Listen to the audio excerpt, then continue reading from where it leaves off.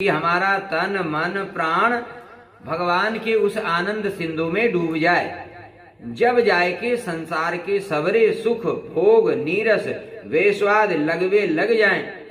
मतलब जहां जाकर के संसार के जितने भी सुख हैं भोग हैं वो सब के सब नीरस लग जाए, किसी में स्वाद ना आवे, किसी में कोई रुचि ना हो। जितने भी संसार के रस हैं, जितने भी संसार के भोग पदार्थ हैं, वो सब से मन हट जाए, किसी में स्वाद ना आवे। तथा संसार और शरीर की हूं किंचित स्मृति तक हूं नहीं आवे। कहते अपने शरीर को भी भूल जाए, संसार को तो भूलना ही है, संसार के साथ साथ में हम अपने शरीर को भी भूल जाएं, अपने शरीर का भी ध्यान ना रहे।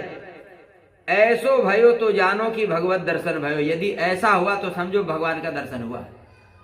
मतलब भगवान का दर्शन होने का मतलब हम अपने आप को भूल जाएं, सब कुछ भूल जाएं। संसार तो भूलना ही है, लेकिन संसार के बाद में अपने आप को भी भूलना कि मैं भी कुछ हूं। इसका मतलब अपने अहंकार को खत्म करना, मैं कुछ नहीं हूं, है ना। भगवत दर्शन भयो, यही को नाम है परमार्थ, इसी का नाम है परमार्थ। आगे बाबा कहते हैं समाधि की सफलता तो संसार के समस्त व्यवहारांशों सदा के ताई अरुचि है, जायबे में ही है। समाधि का मतलब क्या होता है? बाबा कहते हैं, बोले समाधि की सफलता तो कहते हैं संसार के समस्त व्यवहार से सदा के लिए जो है रुचि हट जाए, उनमें अरुचि हो जाए। संसार के जितने भी पदार्थ हैं उन सब से हमारी अरुचि हो जाए और बहिर्मुक्ता की संपूर्ण निवृत्ति है जाए। मतलब यदि ये जीवन में सो पूर्ण रूपेण पलायन कर चुके हैं तो समाधि ठीक है हमारे। मतलब समाधि के बारे में बताया बाबा ने कि यदि संसार के जितने भी पदार्थ हैं उनसे हमारा मन हट जाए और हमारी जो इंद्रियां है वो संसार के पदार्थों में रमी हुई रहती है, तो संसार के पदार्थों से हमारी इंद्रियां हट जाए। नेत्र संसार को देखना बंद कर दे, संसार बिल्कुल अच्छा ना लगे नेत्रों को। कान संसार की बातें सुनना बंद कर दे।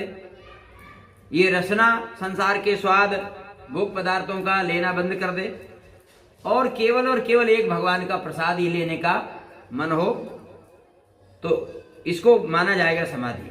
अन्यथा तो निद्रा के समान ही सब निष्फल है। रात में तो सब लोग सोते ही हैं, तो क्या वो समाधि है? वो कोई समाधि थोड़ी रात में सोना। ज्ञान की सफलता तो तभी मानी जाए है जब समस्त विषयन सो आसक्ति एकदम टूट जाए। ज्ञान की सफलता, कोई कहे कि भाई हमको ज्ञान हो गया, कोई व्यक्ति यदि कहे कि हमको ज्ञान हो गया तो ठीक है, तुमको ज्ञान हुआ, तो ज्ञान होने का परिणाम क्या है? ज्ञान होने का परिणाम यह है कि ज्ञान यदि जिसको हो जाता है तो संसार के जितने भी विषय हैं उनमें से आसक्ति हट गई, तब तो समझो ज्ञान हुआ। यदि संसार के विषयों से आसक्ति यदि नहीं हटी, मन नहीं हटा, तो ज्ञान आपको नहीं हुआ कुछ। भले वो आपको चाहे पूरी भागवत याद है, रामायण याद है, गीता याद है, कितना भी बड़ा बड़ा प्रवचन आप कर लो और प्रवचन करने के बाद में संसार के विषयों में आपकी आसक्ति है, मन फंसा हुआ है, भोग पदार्थों में मन फंसा है, तो इस कोरी ज्ञान से कुछ होने वाला नहीं, ये खाली जानकारी है। ऐसे तो बच्चे भी रटते हैं, कोई भी रट लेगा, याद कर लेगा, तो इससे थोड़ी काम चलेगा। इसको ज्ञान नहीं माना है। ज्ञान का मतलब है जब हमारा मन विषयों से हट जाए, तब माना जाएगा कि अब हमको ज्ञान प्राप्त हुआ।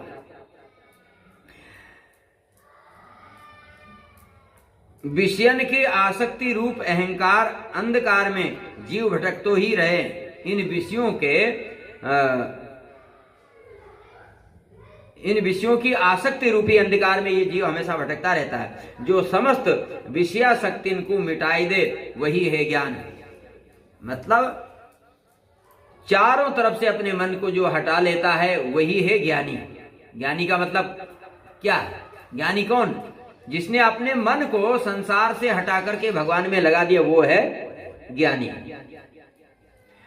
परमार्थ है क्या? बोले व्यक्तित्व को मिट जाना। मैंने अपने अहंकार को मिटाना ही परमार्थ है। परमार्थ और भी क्या, देहाशक्ति को निर्मूल है जानो परमार्थ है। देह एवं देह के नाम के ताई उठवे वारी समस्त इच्छान को निर्मूल है जानो परमार्थ है।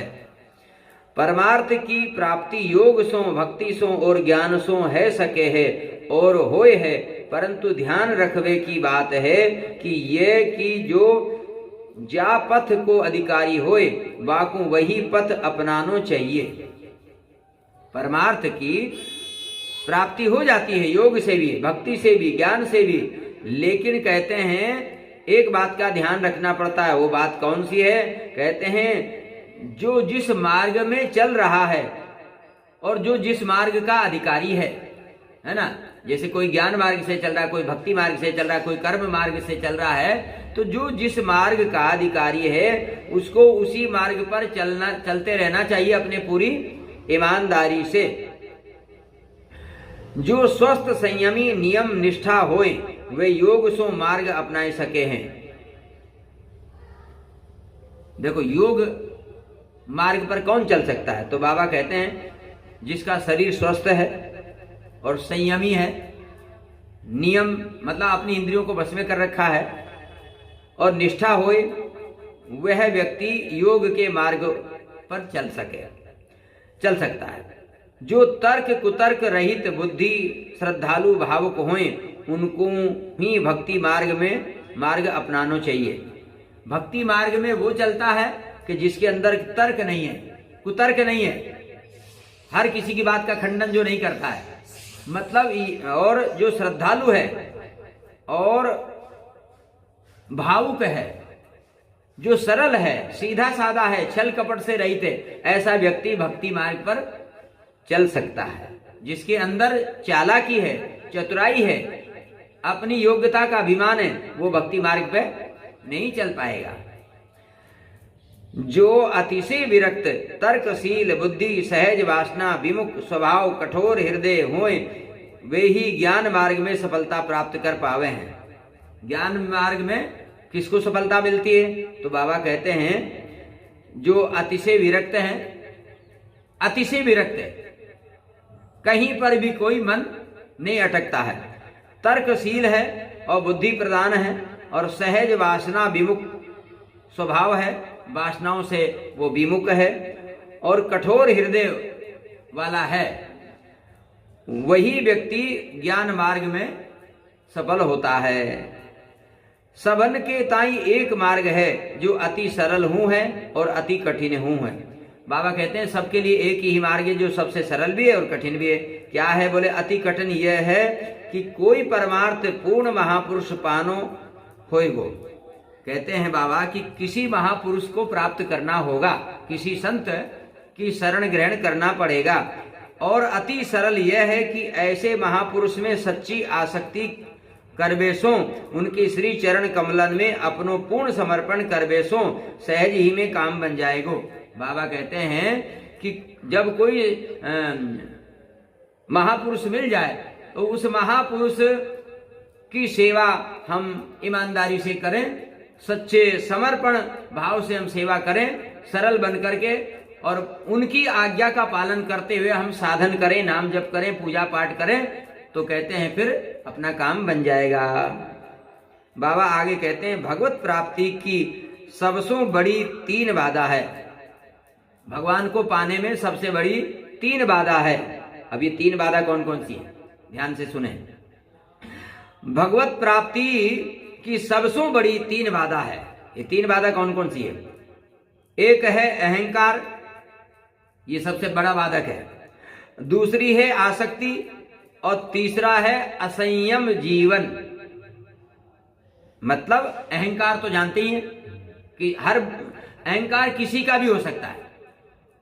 ये नहीं कि धन का ही अभिमान होता है। अभिमान तो अभिमान है, अपनी सुंदरता का अभिमान, अपने धन का अभिमान, अपने जाति का अभिमान, अपने रूप का अभिमान, अपने गुणों का अभिमान, अपने परिवार का अभिमान, अपने बल का अभिमान, नाना प्रकार के अभिमान है।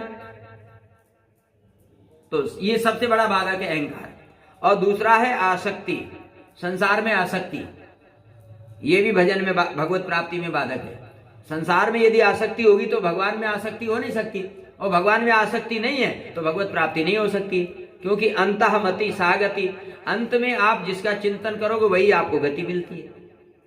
अंत में मरते समय जिसका चिंतन करते हुए आपने शरीर छोड़ा वही आपकी गति होगी। तो भगवान का चिंतन किया तो भगवत प्राप्ति होगी, संसार का चिंतन किया तो संसार की प्राप्ति होगी। और आगे तीसरा है असंयम, मतलब अपनी इंद्रियों के ऊपर कंट्रोल नहीं है, संयम नहीं है। ये 3 बाधा